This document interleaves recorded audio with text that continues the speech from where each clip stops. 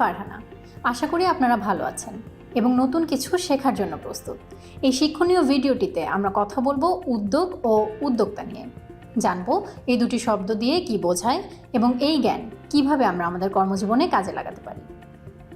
শুরুতেই জেনে নেওয়া যাক শব্দ দুটির অর্থ কী। উদ্যোগ হচ্ছে নিজ চেষ্টায় পরিচালিত কোনো ব্যবসা, আর যেই ব্যক্তি এই ব্যবসা শুরু করেন তাকে বলা হয় উদ্যোক্তা। এখন আমরা কথা বলবো কিভাবে একজন উদ্যোক্তা হওয়া যায়। উদ্যোক্তা দুই ধরনের। এক, স্বাধীন উদ্যোক্তা, যিনি সম্পূর্ণ নিজের পরিকল্পনা ও ডিজাইনে ব্যবসা করেন।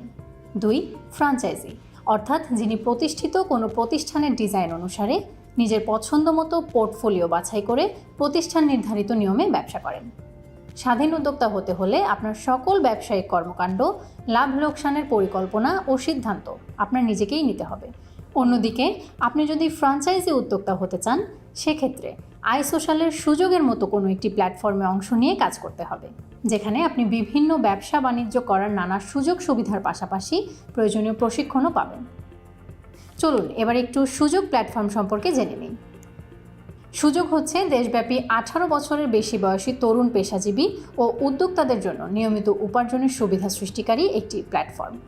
আপনি চাইলে খুব সহজেই একটি স্মার্টফোন অথবা ল্যাপটপ ব্যবহার করে ইন্টারনেটে সংযুক্ত হয়ে সুযোগে যুক্ত হতে পারেন। তবে ব্যক্তিগতভাবে অথবা প্রাতিষ্ঠানিকভাবে ফ্র্যাঞ্চাইজি হয়ে কাজ করতে চাইলে সর্বনিম্ন 3000 টাকা পুঁজি নিয়ে আপনি একজন সুযোগ উদ্যোক্তা হিসেবে কাজ করতে পারেন।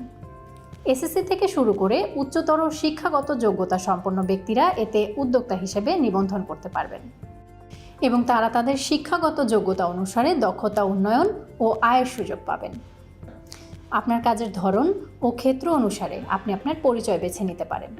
এক, নারী হিসেবে আপনার এলাকার পণ্য ও সেবা নিয়ে কাজ করতে চাইলে কল্যাণী। দুই, পুরুষ হিসেবে আপনার এলাকায় কাজ করতে চাইলে সুকর্মী। তিন, ফ্রিল্যান্সার হিসেবে কাজ করতে চাইলে সুযোগ পেশাজীবী। কল্যাণী হয়ে কাজ করার প্রকারভেদ। এক, এলাকার মানুষের পুষ্টি সমস্যা সমাধানে পণ্য ও সেবা নিয়ে কাজ করতে চাইলে পুষ্টি কল্যাণী। দুই, এলাকার মানুষের স্বাস্থ্য সমস্যা নিয়ে কাজ করতে চাইলে স্বাস্থ্য কল্যাণী।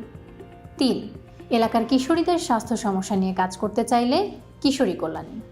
চার, ডিজিটাল আর্থিক সেবা নিয়ে কাজ করতে চাইলে অর্থ কল্যাণী।